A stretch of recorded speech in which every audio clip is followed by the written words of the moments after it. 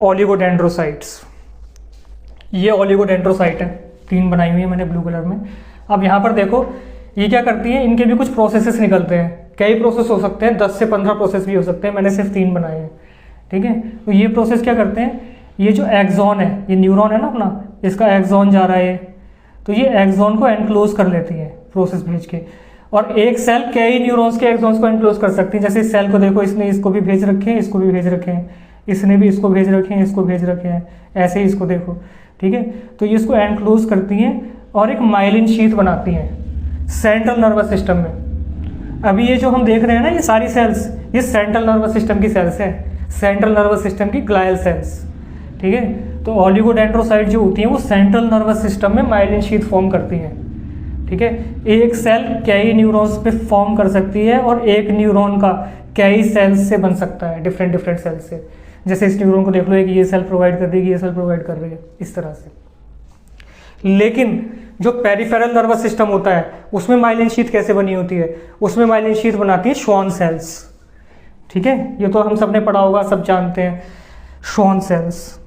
ठीक है, ये इसको एनक्लोज करके रखती हैं, मल्टीलेयर्ड सेल्स होती हैं, ये श्वान सेल के न्यूक्लियस हैं, ये पेरिफेरल नर्वस सिस्टम में माइलिन शीथ बनाती हैं। माइलिन शीथ एक बहुत इंपॉर्टेंट चीज़ है। जैसे हमारा जो न्यूरॉन्स है और जो एक्सॉन है वो एक तरह से क्या है, वहाँ पर इलेक्ट्रिकल एक्टिविटी होती है, नर्व इम्पल्स कंडक्ट होती है, तो बिल्कुल वायरिंग की तरह है। जैसे तार होते हैं ना, तारों से भी करंट जाता है, तो उनको भी एक इंसुलेटर की जरूरत पड़ती है, इसलिए रबर की ट्यूबिंग में वो एनक्लोज रहते हैं।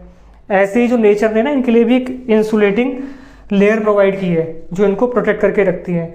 ठीक है, ताकि जो अपने न्यूरॉन्स है वो बेकार में स्टिमुलेट ना हो जाए आसपास के स्टिमुलेट से, किसी भी चीज़ से।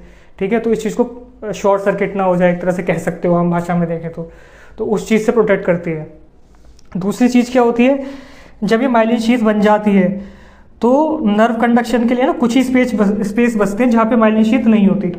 जैसे देखो यहाँ पर ये स्पेस बचा हुआ है, यहाँ पे ये स्पेस बचा हुआ है, इनको बोल देते हैं नोड्स ऑफ रैनवियर। तो जब भी नर्व कंडक्शन होती है ऐसे न्यूरॉन्स में, वो सिर्फ इन्हीं जगहों पे होती है, पहले इधर होगी, फिर इधर होगी, फिर इधर होगी। तो इससे क्या होती है, जो नर्व इम्पल्स है वो तेज़ी से पास होती है।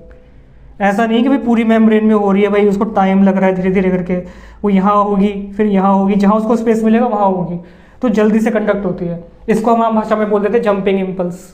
लेकिन वो एक्चुअली जंप नहीं कर रही है, वो जहाँ उसको स्पेस मिल रहा है वो वहाँ से हो रही है, और स्पेस कहाँ मिल रहा है, वहीं मिल रहा है जहाँ पर माइलिन शीथ या कवरिंग नहीं है।